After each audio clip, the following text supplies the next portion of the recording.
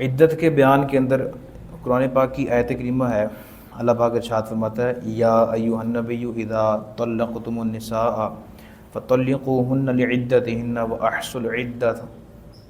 العدة واتقوا الله ربكم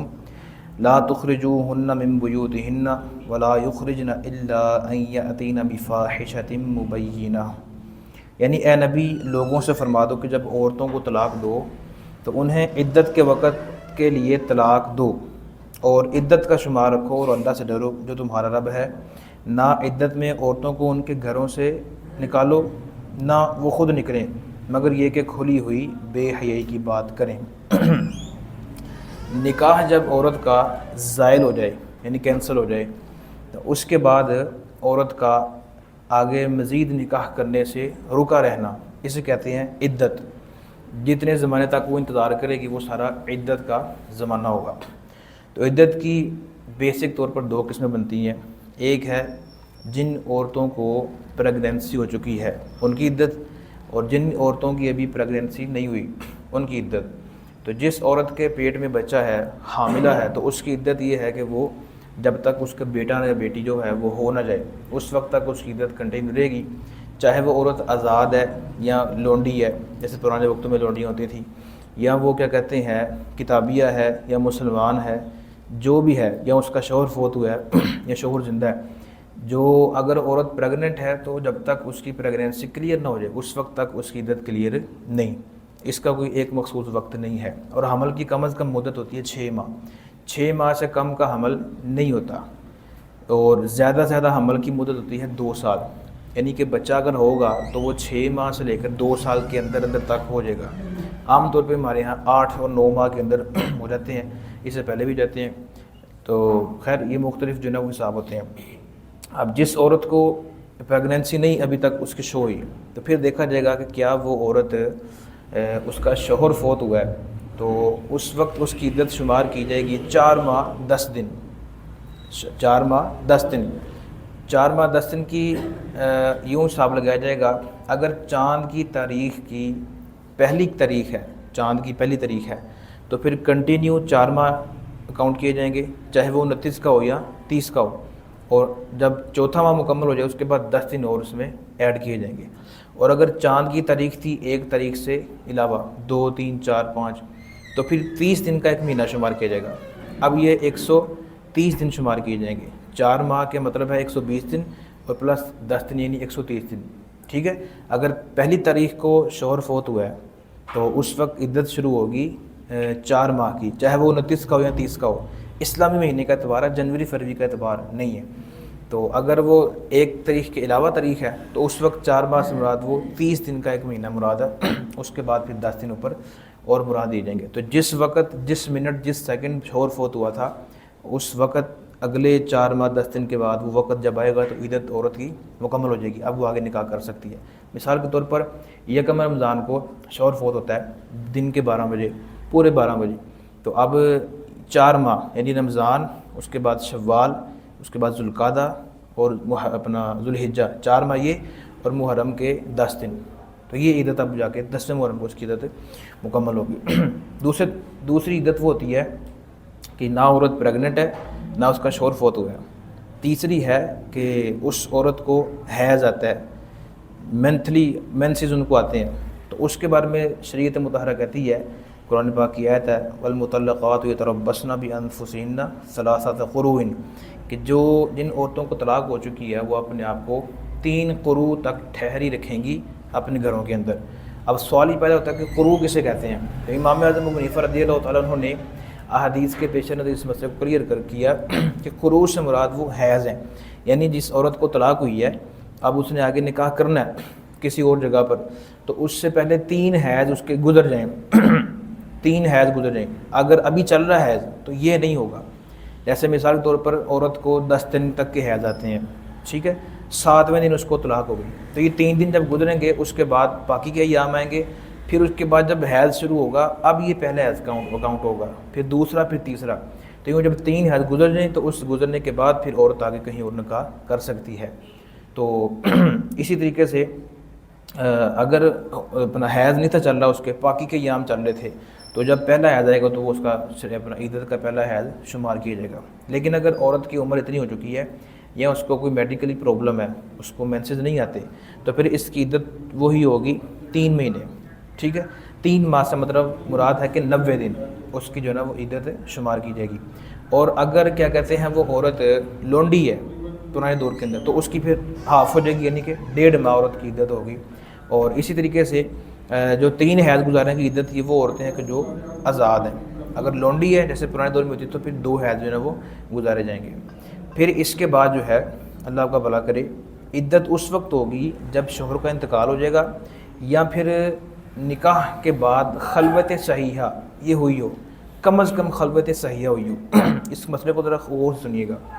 اگر خلوت صحیحہ نہیں ہوئی اور رخصتی ہو چکی ہے تب بھی عدت نہیں ہوگی، یعنی ابھی مرد اور عورت اکٹھے تنہائی میں نہیں گئے، انہوں نے کچھ کیا نہیں کیا وہ علیحدہ بات ہے، ابھی وہ اکٹھے تنہائی میں نہیں گئے تو اس سے پہلے ہی طلاق واقع ہوگی۔ جیسے رخصتی ہوگی، گھر میں آ گئے ہیں تو کوئی مسئلہ ہو گیا، شوہر نے طلاق دے دی، یا آن لائن نکاح ہوا تھا، اگر شریعت کے مطابق ہوتا ہے، شرائط کے مطابق آن لائن نکاح ہوا تھا تو باہر سے بیٹھے بیٹھے اس نے طلاق دے دی، تو اب جیسے طلاق دی ہے تو بے شک وہ ملے نہیں ملے وہ بات کی بات ہے، اگر خلوت صحیحہ نہیں ہوئی تو پھر کیا کہتے ہیں عدت نہیں ہوگی۔ اگر خلوت صحیحہ ہو گئی ہے، اب بے شک انہوں نے آگے کچھ کیا یا نہیں کیا، عدت پھر شمار کی جائے گی۔ خلوت صحیحہ کہتے ہیں کہ مرد اور عورت ایسی تنہائی میں اکٹھے ہوں کہ جہاں پر ان دونوں کو کسی قسم کے کام کرنے میں کوئی رکاوٹ نہ ہو، ٹھیک ہے، عورت بھی تندرست ہے، مرد بھی ٹھیک ہے، کوئی گھر میں تیسرا بندہ بھی نہیں ہے، اس طرح کی چیزیں اگر نہیں ہوتی تو اس کو خلوت صحیحہ کہتے ہیں۔ اور یاد رکھیں کہ عدت شمار اس وقت کی جائے گی جب شوہر نے طلاق دی۔ شوہر نے طلاق دی مثال کے طور پر 9 بجے، عورت کو پتہ لگا 10 بجے، تو 10 بجے شروع نہیں ہوگی، جیسے ہی شوہر نے الفاظ کہیں اسی ہی وقت عدت کا ٹائم پیریڈ جو ہے نا وہ سٹارٹ ہو جائے گا۔ ایسے ہی اگر عورت کو طلاق لکھ کے دے دی اس نے میسیج پر یا کیا کہتے ہیں لیپ ٹاپ پر، جس طرح بھی لکھ کر دی، تو لکھتے ہی طلاق اس کو ہو جائے گی۔ ہاں بعض صورتیں ایسی ہوتی ہیں کہ اس نے لکھا یوں ہوتا ہے کہ میرا جب یہ پیغام تم کو پہنچے تو تمہیں 3 طلاقیں ہیں یا 1 طلاق ہے، تو اب جیسے پیغام پہنچے گا اس وقت طلاق ہوگی۔ اب اس کو اگر پیغام نہیں پہنچتا، راستے میں کہیں اور چل جاتا پیغام، یا وہ دریا میں بہہ گیا یا میسیج ڈیلیٹ ہو گیا، نیٹ ورک کام نہیں کیا، تو پھر اس وقت طلاق نہیں ہوگی۔ تو یہ چیز ہے عدت کے اندر۔ اب چونکہ عدت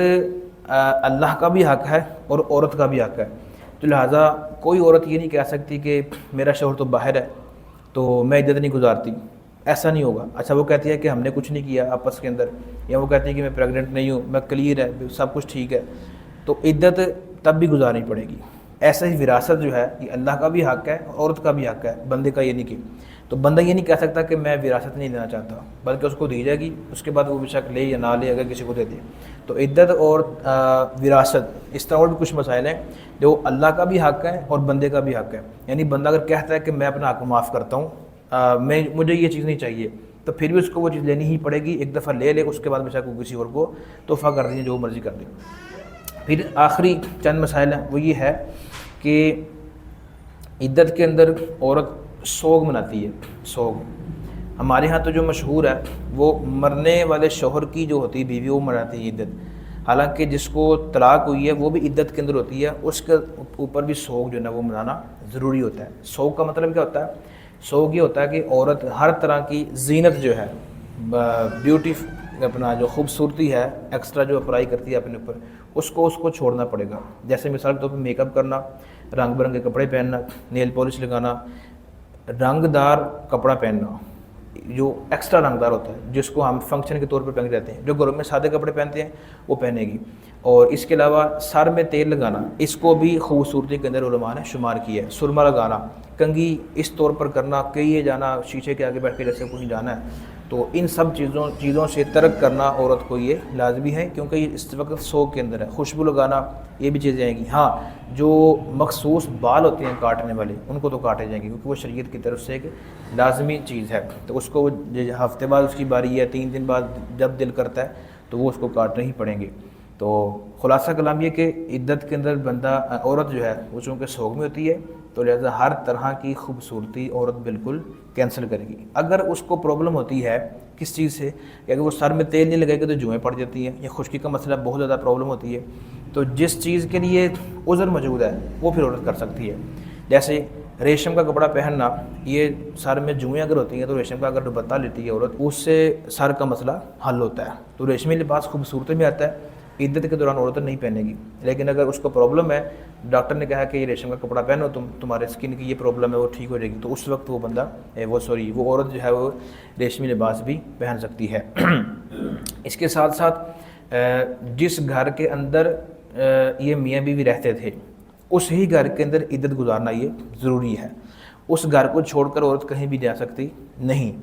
الا یہ کہ کوئی شرعی معذوریاں ہوں. مثلا اس کا سودا سلف لانے والا کوئی بھی نہیں ہے، نہ بیٹا ہے، نہ بہن بھائی ہے، نہ کوئی اور بندہ ہے جو محارم میں سے ہے کہ جو اس کو سودا سلف لا دے روزانہ کی ضروریات. تو یہ فقط دن کے وقت اپنے ضروریات کو لینے کے لیے سبزی ہے، مثال پینشن لینی ہے، شور فوت ہو گیا اس کی پینشن لینی ہے، تو وہ دن کے وقت صرف اپنا وہ کام کر کے آ جائے. یہ نہیں ہے کہ وہ ادھر سے پینشن لینے گئی ہے، واپسی اپنی سہیلی کے گھر بیٹھ جائے اور شام کے وقت ڈنر کر کے جو ہے پھر آ جائے. تو یہ اس کی اجازت نہیں ملے گی. جو کام ہے، جو عذر ہے، اس بیس پہ وہ فقط دن کے اندر نکل سکتی ہے، اس کے بعد جو نا وہ واپس اس کو فوراً آنا پڑے گا. اسی طریقے سے ایک لوگ سوال پوچھتے ہیں، کئی دفعہ ہوتا ہے ایسا کہ قاری صاحب وہ فلانی ہماری فوت ہو گئی ہے، تو اب بتائیں کہ ان کا پردہ کس کس سے بنتا ہے، وہ کس کس سے پردہ کریں گی. تو بھائی پردہ زندگی ہو موت ہو، پردہ ہی ہے. جو عورت کے محارم ہیں، اس چاچو، ماموں، باپ، بیٹا، بھائی، شوہر، ان کے علاوہ جو رشتہ دار ہیں، کزنز ہو گئے آپس کے اندر، اس کیا کہتے ہیں وہ دور کا تایا لگتا ہے، دور کا فلانا لگتا ہے. تو یہ کوئی اس کے اندر مسئلہ نہیں ہے کہ آپ اس کو کیا کہتے ہیں وہ کہیں کہ ان سے پردہ بنتا ہے، کہیں بنتا ہے، تو ان سے پردہ بنتا ہے. تو جن سے زندگی کے اندر پردہ بنتا ہے، مرنے کے بعد بھی ان سے پردہ بنتا ہے. مرنے کے بعد اگر پردہ کیا جا رہا ہے تو وہی پردہ زندگی کے اندر بھی کیا جائے گا. شریعت کے اندر یہاں ایسا کوئی مسئلہ نہیں ہے کہ مرنے سے پہلے پردہ کرنے کے لوگ کچھ اور ہیں اور مرنے کے بعد وہ پرسن چینج ہو جاتے ہیں. تو ایسی کوئی بات بھی نہیں ہے.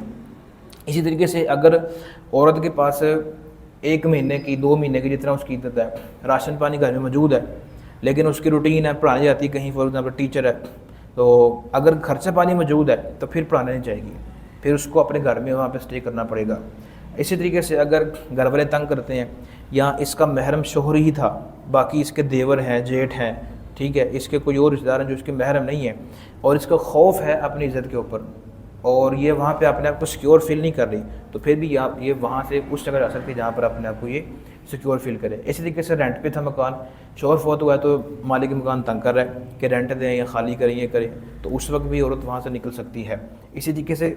اور بھی جو مثال کے طور پر عورت کا کھیت ہے، اس کی فصلیں لگی ہوئی ہیں، پہلے شوہر دیکھ بھال کرتا تھا، اب شوہر فوت ہو گیا تو پیچھے دیکھ بھال کرنے والا کوئی نہیں ہے، تو دن کے وقت کے لیے، اور اگر زیادہ مجبوری ہے تو صرف شام کا کچھ حصہ، رات کا کچھ حصہ عشاء سے پہلے واپس آ جائے گھر میں، عشاء کے بعد سے لے کے فجر تک یہ گھر کے اندر ہی رہے، اس کے علاوہ کہیں اور اس کو جانے کی اجازت نہیں ہے. تو اللہ کریم سے دعا کرتے ہیں کہ اللہ کریم ہمیں جو مسائل ہم نے سنے ان پر عمل کرنے کی توفیق عطا فرمائے.